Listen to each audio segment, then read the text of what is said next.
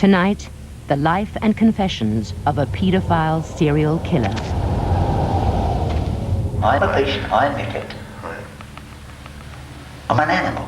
I will screw any little girl. I don't give a damn who she is and whose daughter she is. He has murdered 3 children and wrecked the lives of at least half a dozen families. He has told us that if he was released, that he would kill. He would kill again. So that man is a danger and always will remain a danger. He is every parent's nightmare. A predator who escaped justice for 30 years after clues were missed in a violent double murder. How would you entice the child into a car then? Excuse me, little miss. Don't I know you? Don't think so. What's your name? Barbara, Mary, Carol, Susan, whatever. Oh, you're so-and-so's little girl, I know you. Do you want a lift? I'll give you a lift. Oh, yes, please. Oh, as we're driving away, do you want some sweets? Oh, yes, please. So you go in the shop and you're with her and let her pick her own sweeties. Yeah. Come out, she's already been paid. Right, payment in advance, is that what you're Yeah, saying? payment in advance. Right. In March 1970, the search for 2 of his victims sparked a massive police hunt in Enfield, North London. 2 children were snatched off the street in broad daylight and simply vanished. The bodies of Susan Blatchford, aged 11, and Gary Hanlon, aged 12, were discovered in a copse near their home 11 weeks later. Fleet Street called the 2 school friends the Babes in the Wood. It's taken 30 years to finally solve the mystery surrounding their murders.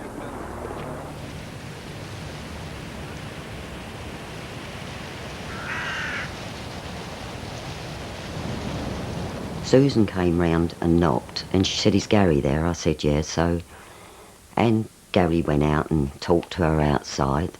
And he had his football under his arm, and I said, "You're not allowed to go down the road." So he said, "All right then, Mum." I said, "Your dinner will be ready soon." And I looked out the door and he was gone. They were both gone. That's the last time I saw him.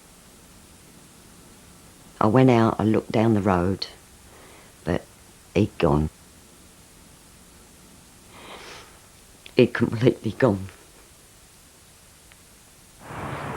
In charge of the case was Chief Inspector Leonard Nipper Reid, Scotland Yard's top criminal investigator. It was Nipper's first case following the jailing of London gangsters Ronnie and Reggie Kray.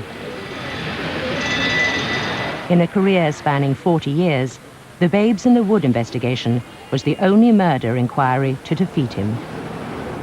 It was the 31st of March, it was 1970, and it was my birthday.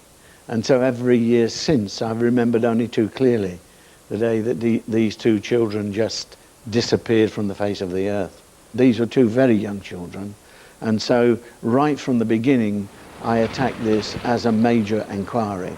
I saw the parents, of course, at an early stage, and soon formed a very sympathetic and emotional relationship with them, really, in fact, more than I should have done. Just for those few years I had Susan, to me that is why she's my unforgettable girl, a special baby. When she was born, she had the cord round her neck 3 or 4 times. I believe that that baby in heaven chooses to come to you. And she chose me, knowing what was going to happen to her eventually.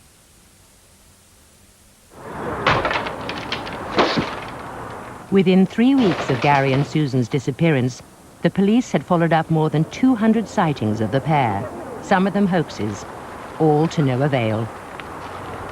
The mothers of the missing children appealed for help from the public. I think they're either being held prisoner or they're trapped somewhere. I think I know so. my boy would come home if he could. It's the I same know as he would. Susan.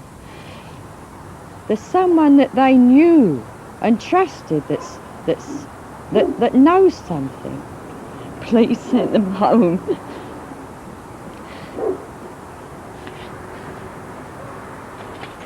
It was thought at the beginning maybe they ran away together, but I discounted that very early on because they didn't really know each other.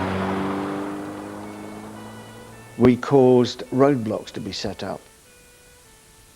When that proved uneventful, we extended the search to cover the whole of the country. We employed divers to search the rivers and the canals. There were reservoirs, these great enormous King George and the William Girling reservoirs.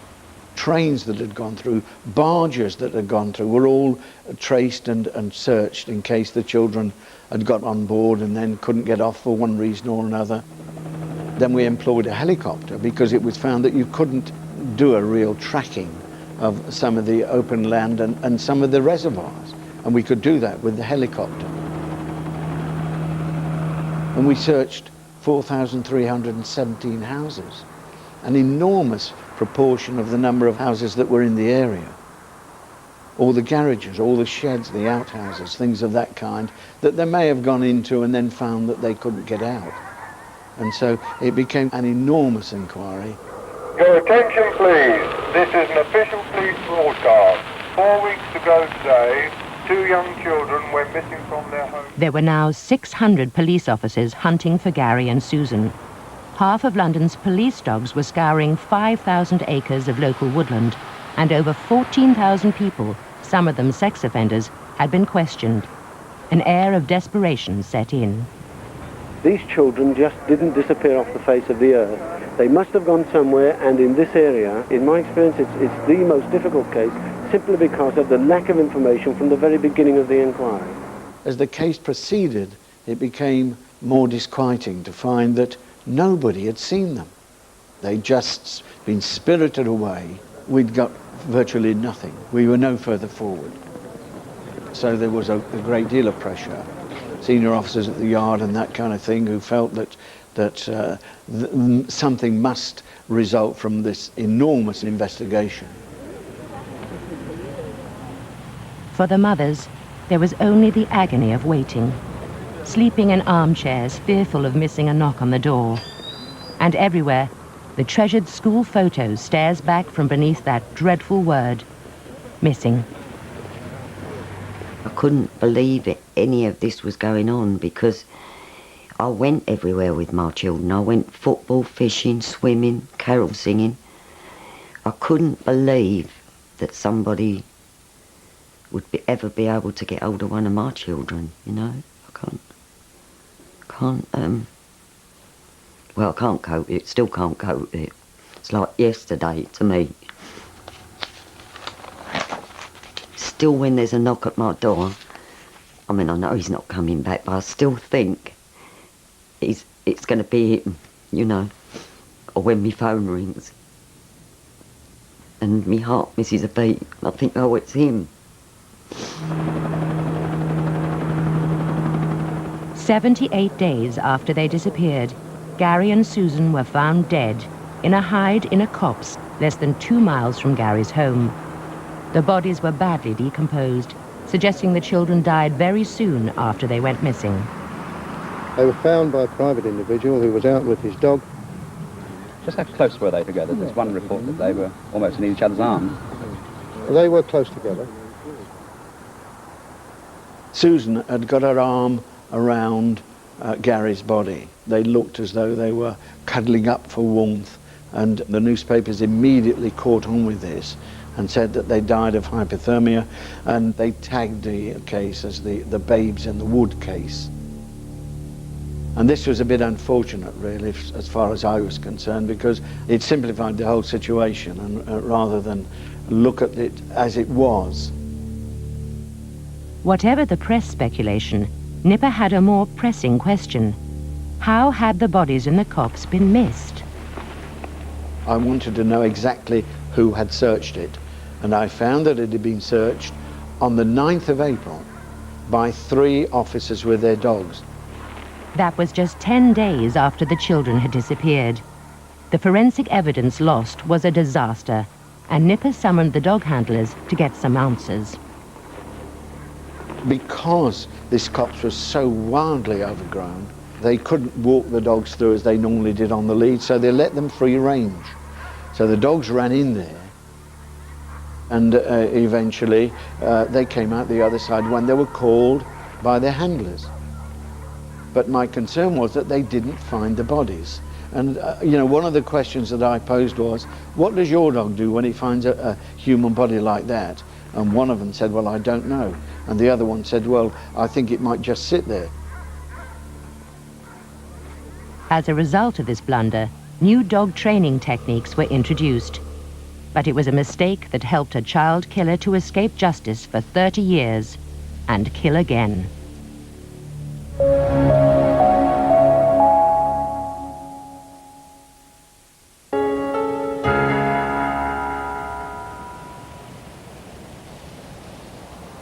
This is the copse where the bodies of Gary and Susan were found in a hide. It's been 32 years since Nipper Read last climbed this hill. Back then, the press said the children died of the cold, but Nipper was in no mood to jump to conclusions. I knew that they were my children. They were found late at night, and there was nothing that could be done at that time. And so I came up early the next morning. We'd had to mark the path through because it was so extensively overgrown. The bodies were found more or less over the other side of the copse. But this was always the way that we went in. It was so overgrown that, you know, one couldn't walk upright. It was almost impossible for the sunlight to penetrate. It was like a very sinister kind of place. When I found the hide and saw the state of the bodies, and it was really very, very depressing. Even though he had never heard the word paedophile, Nipper was convinced he was looking at a murder scene. Today, there would be no shortage of expert advice to support his instincts. The preparation of the hide as a killing field, the posing of the bodies in an embrace, even the choice of victim is a clue. The most violent offender is the person who takes a stranger, because the victim can turn sort of violent, they can scream. Now, faced with a very dynamic situation like that, they will be more concerned with the control of the victim because they will want to extend the time with the victim. So it's in those particular cases you will find that they will use outbuildings, garages, hides, areas which are isolated, which they know they have full control of the victim, and they know that the victim knows they've got full control of them. And what we also see with this type of offender is that even though they've got access to somebody that they know within a family, they know that that victim would not accept that level of behaviour against them. So they will go outside to offend against a stranger. Nipper Read believes Susan and Gary had been snatched off the street and murdered. But the bodies had been attacked by animals and were so badly decomposed it was impossible to establish a cause of death, let alone whether they had been sexually assaulted or strangled. As far as I was concerned, these two children had been murdered. It never attracted me, the thought that they just cuddled up in this little hide and went to sleep and died of hypothermia. They would have wanted to go home, they would have seen the lights which were a direction for them, and they would have gone off and gone home. They were never babes in the wood, these two children. They were two victims. But of course I couldn't prove that because there was no physical evidence. I just knew they didn't go up there and die. I mean, what two children would go up and lay in their cots for days on end, hungry, starving, frightened of the dark? You knew damn well it wasn't right. There might not be a cause of death, but Susan's clothes told a story that reinforced a mother's instinct. We found that Susan's underwear, briefs and tights were missing, and a brassiere was missing. We now know that paedophiles take these things away as trophies because they get some sort of satisfaction from that. But this was ridiculed by the senior detectives at the yard, who thought that I was straying into an area that I couldn't prove. At the inquest, an open verdict was recorded. The missing underwear was explained as the work of animals, even though Susan was found still wearing her overcoat. She always used to wear one pair of tights, a pair of pants, and another pair of tights on top of that. So where were all those gone? At the inquest, they said it must have been an animal, so I said, yes, the only animal must have been a man. Nipper Read ordered an experiment based on the post-mortem pictures of the trousers Susan had been wearing. He hoped the results would convince Scotland Yard there was a child killer on the loose. Susan's trousers were found over the bodies, and the trousers were what I called kippered, torn in such a fashion that they became one piece. Now, all the people at the yard said that this was the result of animals. I couldn't accept that, and I didn't accept that. And so I got 12 pairs of these trousers. I got the biggest, strongest guys in the squad to try to tear them manually. They couldn't do it. But I found that if I put these on a young, slim detective, I found that then by grasping them at the crotch and the waist and pulling them sharply, this combined with his weight pulling the other way, tore them exactly as these trousers were in fact torn. And that's what I think had happened.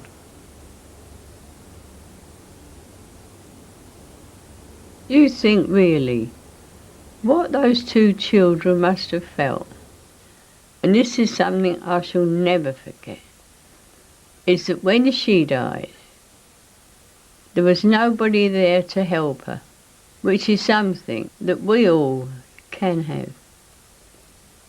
But those two children had nobody to hold their hand when they died. Nipper Read made one final attempt to classify the case as murder, despite the lack of hard evidence. But he felt he was up against the politics of policing, a reluctance at the yard to have the clear-up rate spoiled by two unsolved murders. Eventually we had a big conference at Scotland Yard, and the pathologist said that the children were in such a way in their embrace that you couldn't introduce a third party. The senior detective officers from the yard didn't argue that case at all. They said this couldn't be a murder because you couldn't prove a cause of death. And that being the case, they were satisfied to say, well, we can write that one off and leave it at that.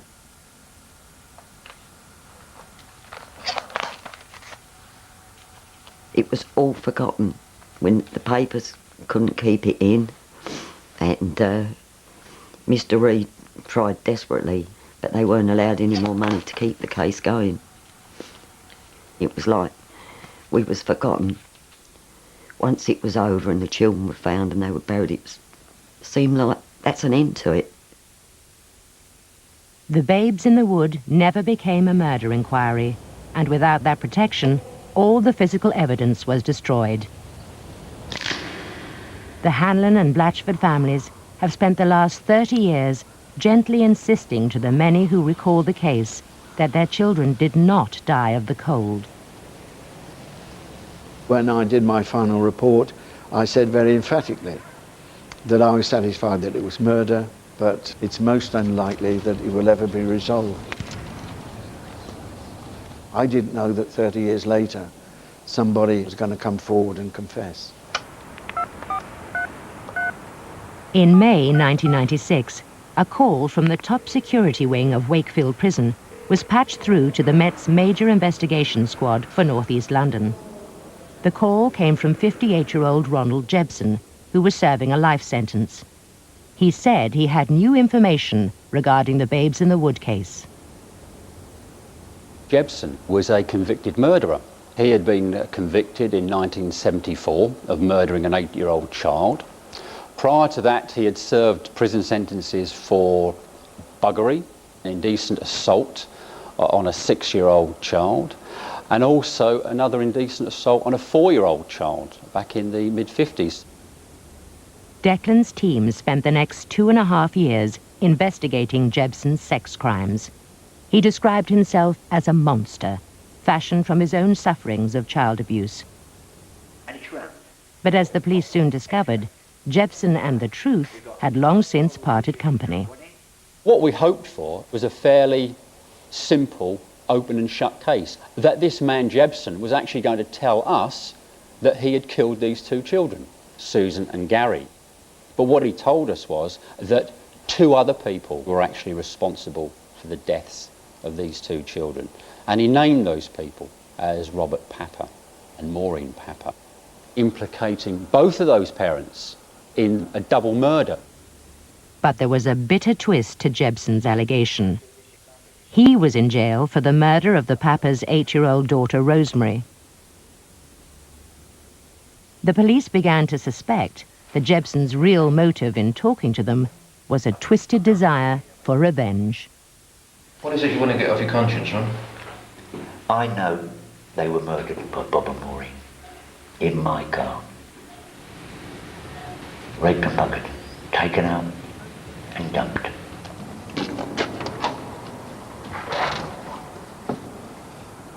You are making, well, the most serious allegations you can make against someone. Of course. Not, you know, child murders against the parents of your victim. True. Why wait 22 years before you call us? I'll tell you why. You ain't gonna believe it. Try me.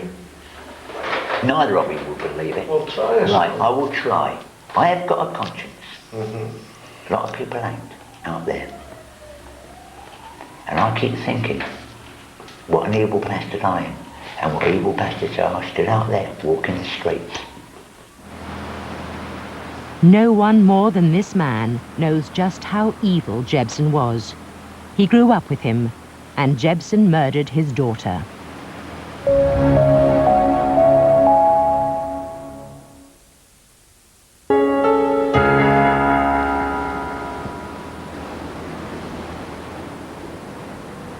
There was no easy way for the police to deal with the allegation that Robert Papper had killed the babes in the wood, even though it came from the man who murdered his daughter.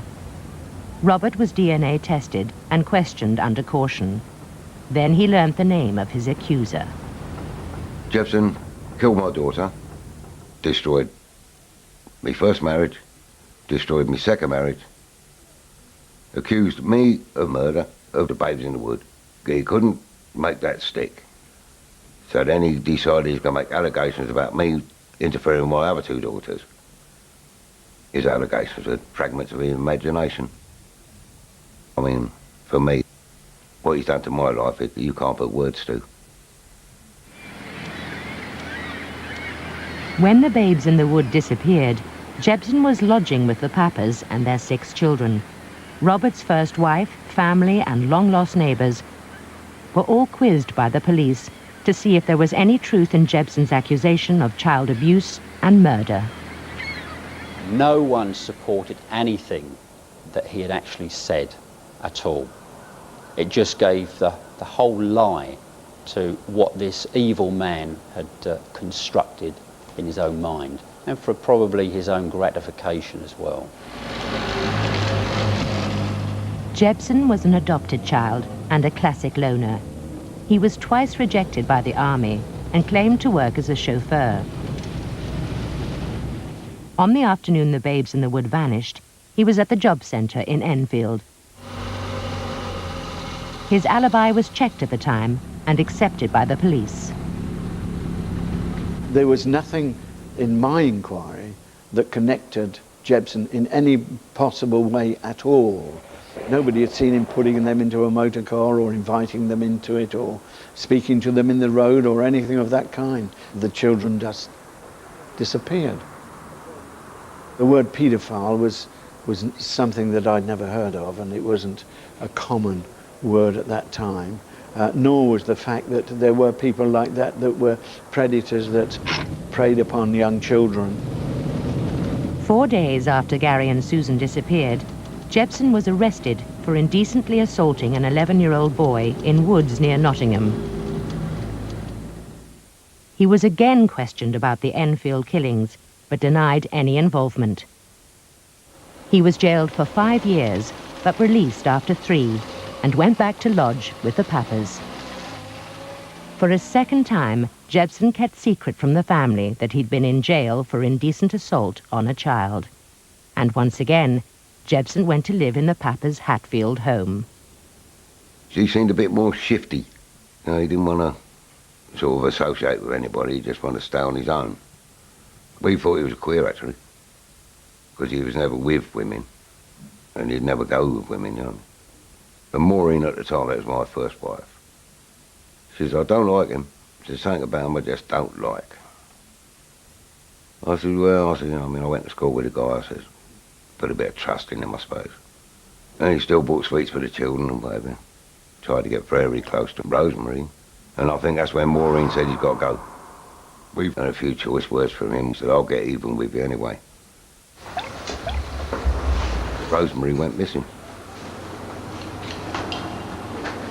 I went into the classroom and I said, where's Rosemary, right? And they said, oh, she's been picked up. I said, by whom?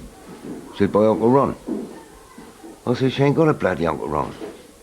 Could have been any other little girl from that school. And who comes out of the alleyway? Little Rosemary. Hello, Uncle Ronnie. You want a ride? Oh, yes, please. And we're driving away. I put my hand in her lap. No, you mustn't. She edged away, so I pulled her to us. I said, get her off, I'm going to hurt you. You're going to what? Hurt her. Because I'm oversexed. And I'm wanting it bad. And I'm not going to give a damn how I get it. Jebsen bought 8-year-old Rosemary Papa a bag of sweets, and then took her to a birdwatcher's hide in woods near Welland, where he raped and strangled her. I says to her, Scrib, I don't want you. I said, Scrib, I've got undressed. She said, right, lie down. No. And she rolls on her belly. I tried to turn her over. She won't do, so I give her a couple of slaps. Still won't move. I said, right, now you're going to have it. She screamed, she cried. I slapped her. Didn't like it. After I spent myself, I sat up and she turned around and looked over her shoulder. And by then I was slank. No, you blame her for that? Yeah, I'm blaming her for it. I said, now look what you've done. This is the moment when psychologists say abuse escalates to murder. The fantasy fails, the abuser's sexual inadequacies are exposed, and a lifetime's hurt finds sudden and violent expression against a defenseless child. The most serious offenders who do go on to kill, they work through what I call a type of script. So they will get the child in a position of control, and he will expect the child to participate. But then it will come to a critical point, and then if that child doesn't acquiesce to the sexual behaviour, the offender can turn very violent. I forced her down, but this time I made sure she is on her back. She didn't want it, but I held her down. And the next thing I know, my hands around her neck with a cord, and I'm strangling her. Whilst the intercourse is taking place, that's when you're strangling her? Yeah. Was that part of the enjoyment, Ron? I don't know. Be honest. As I said, I was inside her, and I'm oversexed, but I'm not getting satisfaction. Right. I want more than satisfaction, but I ain't getting it. What is the satisfaction you're looking for? I don't know. Even now? Even though I still don't know what satisfaction I was looking for. Right. But I'm not getting pleasure. I'm just using her as a waste bin. Carried her into the corner of the field, which was a dumping ground though for rubbish. Yeah. And covered her up with straw.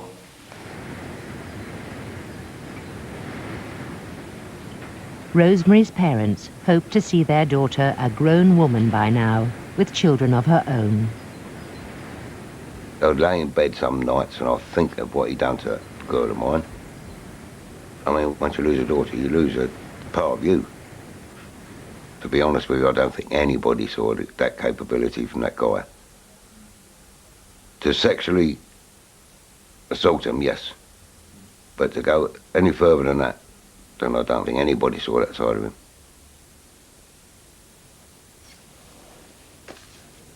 Yeah. She was a great little kid. Very outgoing, happy. This is where Jepson got his advantage, like.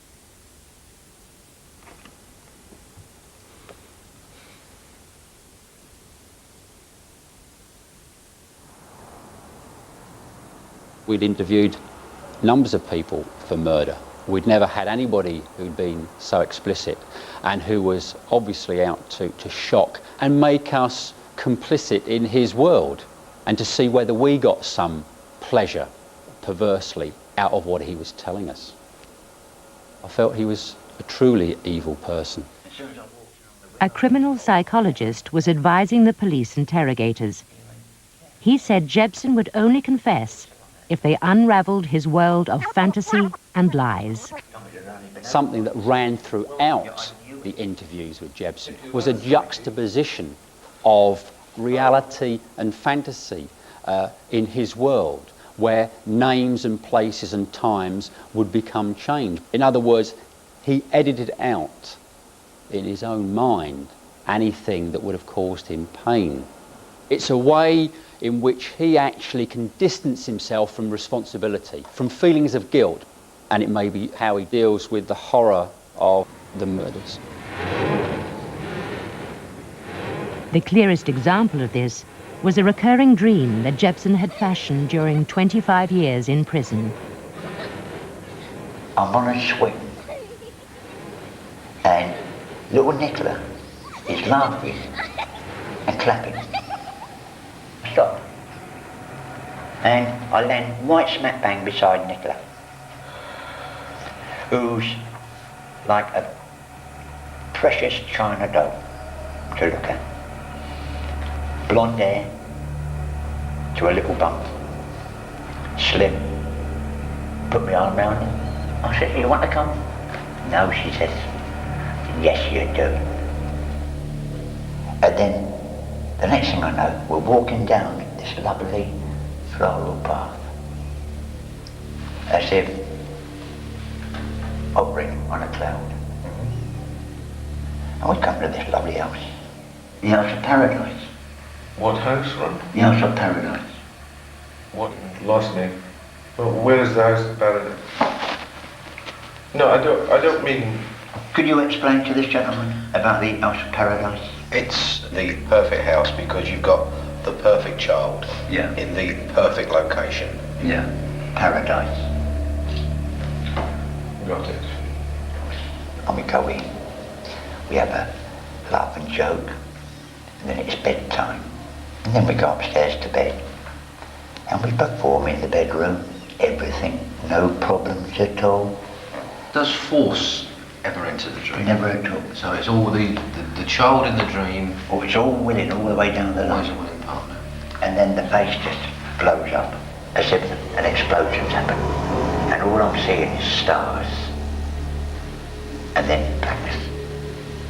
And it was the same dream in time after time after time. Was there a face to that girl? Yes.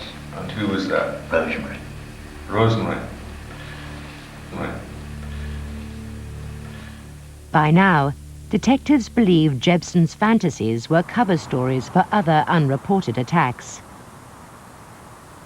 Michaela Odwell had stayed silent for 25 years prior to the investigation. She'd been Rosemary Papper's best friend at school. Aged 8, she saw Jepson the night Rosemary was murdered. He said his car had broken down in Hertford, and could he stay the night? He had this white jumper on, and it had a blood mark round here. And he said he cut his finger. We didn't realise then he'd murdered Rosemary. The next day, Michaela's sisters went to school, but she had a cold and stayed home in bed. I heard the stairs creak, and he stood in the doorway. He says to me, do you want to play a game? I said, what kind of game? Before I could do anything, he had pinned me to the bed. It seemed like it was going on forever. I'm screaming for help. He just basically was enjoying it. His eyes were bulging. He was smiling as well. And he said, every woman and every child knows what they've got between their legs, and they know what it's for, and you're going to enjoy this. We had the back door go, so my mother, she'd come in. And he put 10p in my pocket. So if I ever tell what has happened to me, he would kill me. He's killed once, and he will kill again. And he told me he'd kill Rosemary. And I'll never forget that, because I was so shocked. And I've come to realise over the years, I would have been his next victim. Jebsen was arrested for Rosemary's murder just hours later. That dreadful day is long gone, but its legacy remains. I was a very slim child, very pretty, until that day. And I piled on the pounds so no one could get close to me again. I've had relationships, but they've only lasted 3 or 4 months because I wouldn't sleep with any of them. I couldn't stand my back or my backside being touched because he did that. I don't think I'll ever have children. And I don't think I'll ever be married either, because I just can't trust anyone. And he's taken all that away from me, and that's something I can never forgive. After the break, how police finally solved the 30-year mystery of who killed the babes in the wood.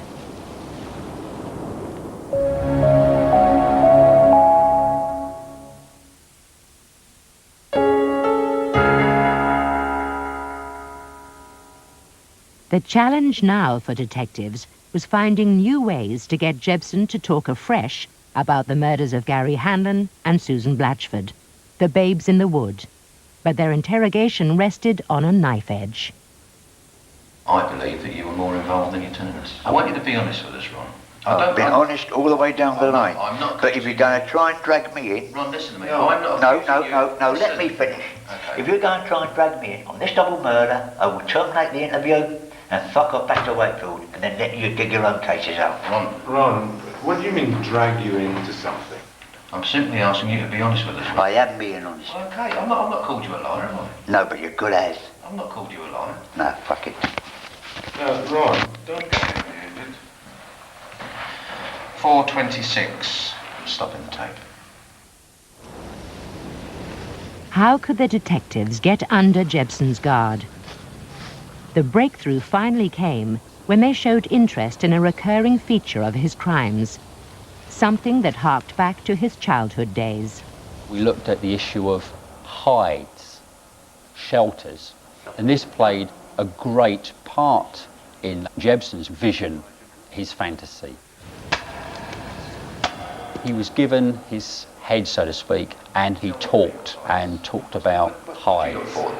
You walk into a wood, you're going to build a hide, educate me, Ron. Educate me. Willow. Yeah. Nice willow branches. Yeah. And you tie them down to the ground, so you make an arch. Right. So you bring one this way, and you'll bring one that way. Yeah. So you've got a circle of 8. When you're in the hide, yeah, are you the little boy again? I'm that little boy again. Little Ron Goldjump lives in safety, paradise. Nobody can get at him. Let's draw a little bit of a separation here. Who am I talking to? Now you're talking to Big Ron. Right. But little Ron is always in the background. It hit us totally by surprise that you had 2 competing forces, 2 elements, 2 personalities within Ronald Jebsen, Jekyll and Hyde. And when one overrode the other, then that led to murder. This new insight into Jebsen's personality seemed to explain why he had been so difficult to pin down. it was decided to make one final push for a confession to the Babes in the Wood murders. I think we're communicating for the first time. Right. You understand what I'm saying? Do you feel that? Yeah. Right. When women talk about children, Yeah. who have I been talking to? Little Ron. So it's Little Ron that's doing the children, is it? Yeah. The Enfield kids have got Little Ron's hallmarks all over them. Still ain't Little Ron. I don't want Big Ron to interfere with Little Ron here. Okay? Come on.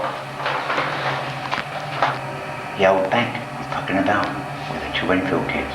Little Ron did he? Yeah. Is Little Ron going to tell me the truth? Little Ron is telling you the truth.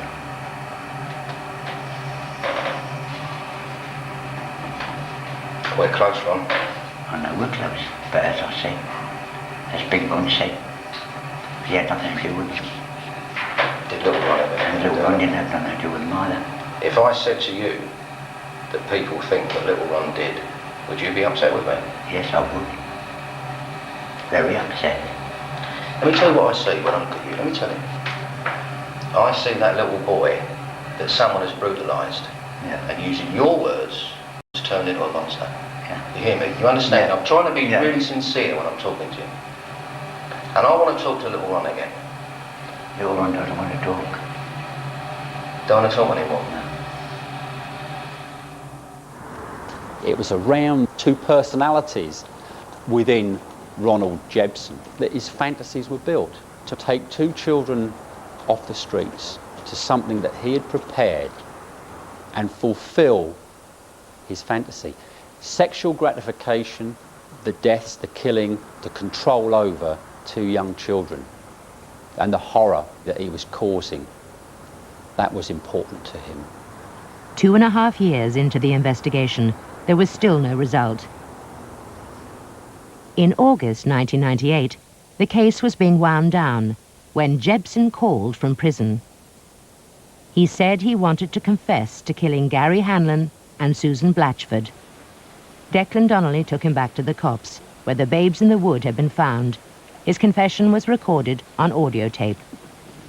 I came up here, and I parked the car. We've got to walk down a bit. Okay. I saw this open gateway. We went across these fields and stopped at a copse.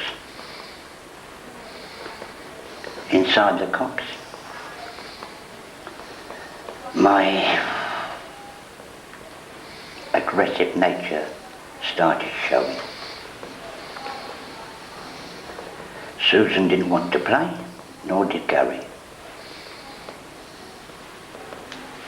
Gary sat there not knowing what to do, beside Susan's jeans down and unders. I was sitting on the stomach. Didn't give a damn. Thought middle of nowhere, no one can hear the screams, no one can hear anything.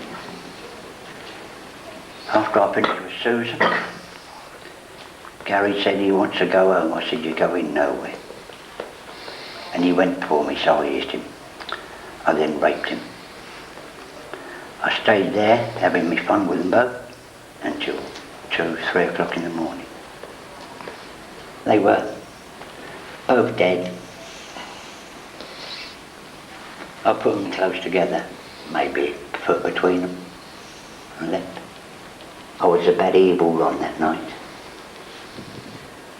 While we were walking to the cops, Jebsen was tense, was nervous, and when I finally asked him to enter the woods, he wouldn't do it. I'm not entering the woods again. You're not? Are you? Yeah. Why is that? I am. Why are you superstitious? Always happy. What of? Spirits. Yeah. You're afraid there might be ghosts there? Is that what you're saying? Yeah. Whose ghosts? I'm going in there. Gary and Susan's. No way am I going in there. I wouldn't even go on the field where I buried Rosemary.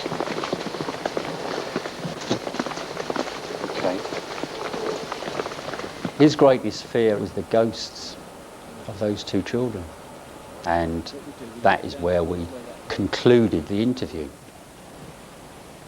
For the families, there was yet more to endure. Susan Blatchford's body was exhumed for forensic tests. Photographic evidence then confirmed the crush injuries to her stomach that Jepson described inflicting. It was a telling detail only the murderer could have known.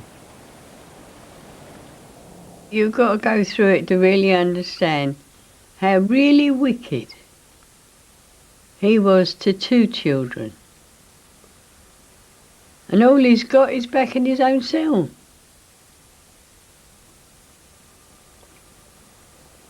Well, I don't know, dear. I don't know how he slept all them years.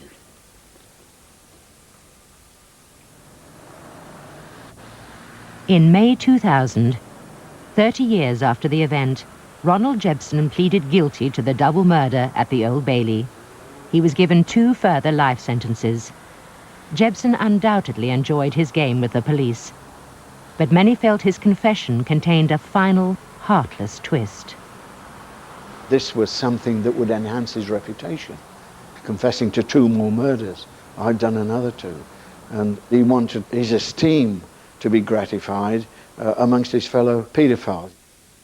I don't think there was any remorse there, but I'm pleased for the family. I'm pleased after 30 years that Beryl and Muriel have seen some justice. Relatives from both families attended the trial, looking for some final sense of closure. But the truth in all its detail brought new anguish. Gary tried to defend the girl, and he knocked him out. Then he had sex with him and strangled him while he was having sex with him. That was it. His sort of thing, you know, what he done. That's what he did to children. For me, it's been worse since I actually knew. I knew he'd been murdered, but I couldn't cope with knowing he'd been touched by somebody. Ronald Jepson will spend the rest of his days behind bars. On average, 8 children a year die at the hands of predators such as Jepson. Paedophiles will block out anything that they don't want to remember. That's the only way they can then live with what they've done. But it also seems very tragic that the authorities tried to suggest all the time that this wasn't murder. So the lesson to learn here is that in cases of this kind, we should never let the trail go cold. Nipper Reeve came up to the Old Bailey when we went, and he kissed me on the side of the face and he said, "We was right, wasn't we, Beryl?" I said, "Yeah."